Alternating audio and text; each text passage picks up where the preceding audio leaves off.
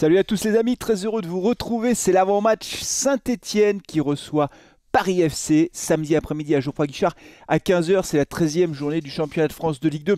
Les Stéphanois qui sont en pleine bourre, les amis. Et là, attention. Attention à l'euphorie. Ouais, je dis attention à l'euphorie. Là, je tire la sonnette d'alarme parce que, évidemment, avec la série en cours, 10 matchs sans défaite, on a perdu que les deux premiers matchs de saison. Et tout le reste, après, on a sauf les matchs nuls soit gagné. On est sur 6 clean sheets consécutifs. On est deuxième au classement. Voilà, on est en train de prendre confiance. Voilà, il y a une dynamique qui se crée et cette confiance est là. Mais attention à justement ne pas avoir un excès de confiance, les amis. Je tire un peu, non pas la sonnette d'alarme, parce que si on tire la sonnette d'alarme quand on est deuxième du classement, mais alors vous allez me dire, Flavien, tu tires la sonnette d'alarme tout le temps quand on est au fond du classement, quand on est en haut du classement. Non, évidemment, on est très content, mais attention, c'est un match piège. Voilà, je le sens comme ça, pour une raison assez simple, c'est parce qu'on joue une deuxième fois de suite à domicile, qu'on a battu les deux premiers du classement, Laval, Angers, et que là on va rencontrer Paris FC qui lui est 16e, c'est-à-dire que Paris est en train de jouer pour son maintien en Ligue 2. Ils n'ont marqué que 11 points jusqu'à présent, ils n'ont que 2 victoires, 3 victoires, pardon, et donc c'est une équipe qui n'est pas en grande forme, et on pourrait être tenté, ou en tout cas les joueurs inconsciemment bien sûr, être, comment dire, arriver sur le terrain avec le sentiment que ça va être facile. Non, non, non, non, non, non, non. Non, non, non, ça va pas du tout être facile. Le stade sera plein en plus, donc voilà, donc attention, voilà, attention au match piège parce que sur le papier, bah il y a pas photo quoi. Sur le papier entre Saint-Étienne qui prend plus de buts malgré les absences du gardien, de Batu Bisinca, etc. On voit que la dynamique se poursuit et Paris FC qui galère depuis le début du championnat. On se dit bon bah les Verts, allez, le match est plié, 3-0, on rentre à la maison et terminé quoi. Non. Moi, je vous dis attention. Donc là, ce match, il va falloir être très concentré. Bon, Paris FC, sur le papier, honnêtement, c'est pas un gros calibre du championnat. Ils prennent beaucoup de buts. Ils ont pris 18 buts depuis le début du championnat. Ils en prennent donc 3 fois plus que nous, hein. Vous le voyez, c'est quand même assez important. Par contre, ils marquent pas mal de buts. Ils ont marqué 14 buts depuis le début de saison. Nous, on n'en a marqué que 13. Donc, ils ont une attaque qui est pas si mauvaise que ça. Donc, attention à l'animation offensive de cette équipe de Paris FC. Normalement, on devrait gagner. Ce serait la logique des choses compte tenu de l'état de forme de la Saint-Etienne, de la dynamique qui est en cours et des difficultés du Paris FC sur le papier.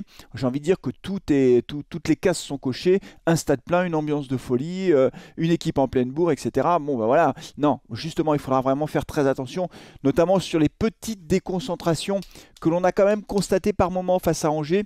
Je pense en particulier à l'action où Loïs Diony s'est retrouvé seul face au but. Heureusement, l'ailier gauche de Angers n'a pas mis le ballon devant Diony, mais un petit peu en retrait, ce qui fait que Diony a été obligé de revenir un peu, ce qui a laissé le temps à Léo Petro de revenir. Là, on a senti sur cette action qu'on était trop court en fait, et que voilà, ça nous a rappelé un peu des mauvais souvenirs de situations hyper dangereuses. Étienne Green lui était sorti vers le porteur de balle pour fermer l'angle du but, donc évidemment il fait la passe.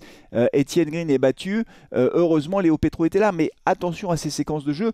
Plusieurs fois en première mi-temps, on a senti qu'on était un petit peu fébrile défensivement. Donc voilà, il faudra vraiment être très très vigilant d'entrée de jeu et ne pas démarrer ce match en ayant la sensation que ça va être facile, parce que ce ne sera absolument pas facile. J'enregistre cet avant-match avant la conférence de presse de Laurent Batleus, donc il y aura peut-être des joueurs qui reviendront, qui seront blessés ou pas blessés, etc. Ce que l'on sait au moment où j'enregistre cet avant-match, c'est que Stéphane Diarra a repris l'entraînement. Je ne pense pas pour autant que Laurent Batleus décide de le titulariser d'entrée, parce qu'il sera peut-être un peu juste physiquement et il ne faut pas prendre de risques quand on revient de blessure comme ça. Je pense que Rivera sera de nouveau titularisé, d'autant qu'il a été crédité d'un très bon match face à Angers. Donc je vois bien Rivera sur le côté gauche, Sissoko à la pointe de l'attaque. Ça, il n'y a pas trop de suspense parce qu'il marque beaucoup, il est tout à fait décisif, l'attaquant stéphanois. De l'autre côté, Cafaro également, il a été passeur, donc Cafaro sera titulaire. Au milieu de terrain, objectivement, je ne vois pas non plus de gros changements. Tardieu est un incontournable du 11 de Laurent Batleus, un pilier, un titulaire indiscutable, donc il sera titulaire bien sûr, de même que Benjamin Bouchouari qui a toujours démarré quasiment tous les matchs sauf quand il était suspendu. Et puis certainement Fomba ou Moefek, je ne sais pas, mais en tout cas c'est Fomba qui a démarré face à Angers, donc je pense que ça ne bougera pas. Batu Bisinca est toujours absent, donc on peut imaginer que Michael Nadé sera reconduit dans l'axe avec Briançon, défenseur central, Denis Apia bien sûr qui revient à fond la caisse. Denis il est en pleine forme, donc c'est très bien. Léo Petro, monsieur Léo Petro, buteur, défenseur qui fait vraiment le boulot. Actuellement, il est en pleine bourre. Et puis dans les buts, Étienne Green qui a pu rassurer ceux qui étaient très inquiets par rapport au fait que l'Arseneur soit absent. Attention Étienne, c'est un peu aussi, quand je dis attention à l'euphorie, je pense aussi à Étienne Green. Il faudra vraiment rester concentré.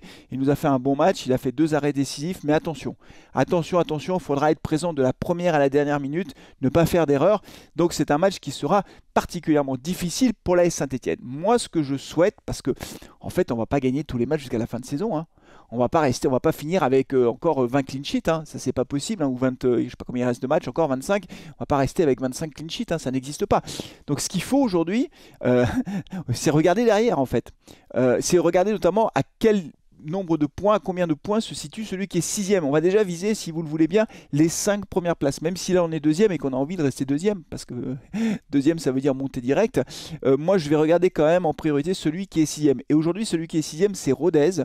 Étonnante équipe de Rodez quand même, ils nous ont battus mais ils font un très bon championnat, qui a 19 points.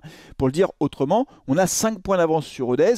Rodez qui a plus 4 au goal average, nous on a plus 7. Après il y a Pau avec 18 points, Pau qu'on va rencontrer dans pas longtemps. On ira se déplacer d'abord à Auxerre. Ça y est, le parcage est plein du côté d'Auxerre. Donc il y aura encore beaucoup de supporters stéphanois à Auxerre évidemment. Et donc voilà, il faut regarder si on arrive à creuser l'écart avec le 6e du classement. Une fois qu'on aura fait l'écart, si on arrive à engranger les points, après évidemment on se concentrera pour rester numéro 2. On va prendre les matchs les uns après les autres. On va essayer de marquer 3 points à chaque fois. Si on marque 3 points face à Paris, alors on verra ce que fera Laval, parce que Laval aujourd'hui ils ont 26 points, ils ont plus 7 au goal average comme nous, ils ont 2 points d'avance. Laval qui reste encore une très très bonne équipe, et Laval qui va se déplacer à Annecy. Donc voilà, si on marque les 3 points, c'est pas impossible qu'on se retrouve au même niveau que Laval si Laval fait match nul à Annecy. Mais si nous on gagne et que Laval fait match nul, au goal average on leur passera devant. Donc il est possible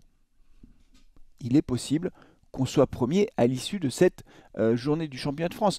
C'est pas du tout acquis. Encore une fois, le message du jour, c'est attention, gare l'euphorie, restons concentrés, ne nous enflammons pas, même si c'est difficile, et c'est moi qui vous le dis, il ne faut pas s'enflammer parce que ce serait vraiment dommage de gâcher toute cette bonne série avec une forte contre-performance à domicile. Les amis, je serai au stade samedi, je ne serai pas en direct pour commenter le match, du coup je serai au stade.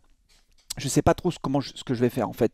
Je pense que je ferai un avant-match devant le stade, peut-être sur les coups de midi, j'en sais rien, bien avant le match en tout cas, que je pourrais mettre en ligne assez vite. Je ne ferai pas trop de montage et je vais le mettre assez vite en ligne. Surveillez les réseaux sociaux, surveillez TikTok, Carton Rouge TV, Twitter, Facebook, parce que d'ici samedi, je mettrai où est-ce que je me rends finalement pour enregistrer cet avant-match. Et si vous voulez venir me voir, venez me voir.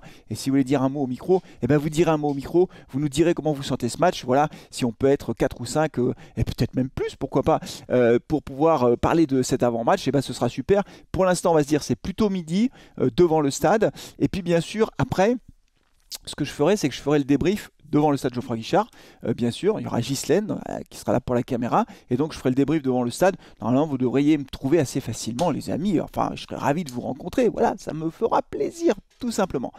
Voilà, c'est tout pour cet avant-match. Attention à l'euphorie. Restons concentrés. On se retrouve samedi dans un Geoffroy Guichard bouillant. On aura nos écharpes et on chantera pour nos Stéphanois en espérant qu'on enchaînera sur un 11e match sans défaite, une nouvelle victoire et un nouveau clean sheet. C'est tout pour aujourd'hui. N'hésitez pas à aller voir la vidéo de Didier Roustan, l'interview. J'étais trop content. Je ferai une petite vidéo débrief de l'interview de Didier Roustan, les coulisses de l'interview, parce que j'ai envie de le faire. J'étais vraiment trop content d'avoir Didier Roustan sur Carton Rouge TV. Pour moi, c'était un rêve parce que c'est un journaliste que j'admire beaucoup. J'aime sa vision du foot, j'aime sa vision de la société. J'aime Didier Roustan. Et donc, il était avec moi pendant 1h15. On l'avait dit au départ avec Didier. Je lui avais dit, écoutez, on fera 10 minutes, un quart d'heure. Je voulais pas trop lui. Alors, il m'a dit, bon, bah ça va, si c'est un quart d'heure, 20 minutes, c'est bon. 1h15, on a papoté, voilà. Donc allez la voir cette vidéo, partagez-la, abonnez-vous à Carton Rouge TV si ce n'est pas déjà fait. Vous voyez, j'ai une super patate, vivement samedi les amis. Allez, prenez soin de vous, de vos proches et allez les Verts, ciao.